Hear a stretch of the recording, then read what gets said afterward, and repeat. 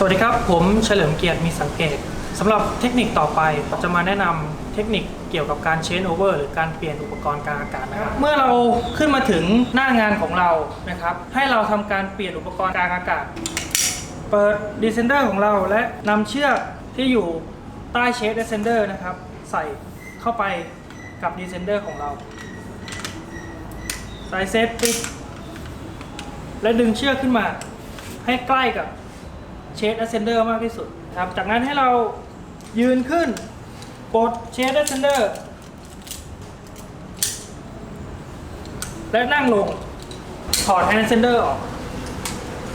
และเมื่อเราพร้อมที่จะโรยตัวลงแล้วให้เราปรับแบ็กอัพของเราให้เป็นออโต้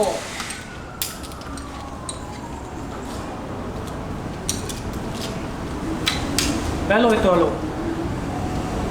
และในกรณีที่เราต้องการกลับขึ้นไปแก้งานให้เราทำการเชดโอเวอร์กลับขึ้นไปโดยเอาเชด ascender กลับขึ้นไปใส่ข้างบน descender นะครับวิธีการก็ให้นำ hand ascender ขึ้นมาใส่เปิดเชด ascender รอดันแฮนด์ขึ้นไปเล็กน้อยยืนขึ้นเอาเชือกเข้ามาใส่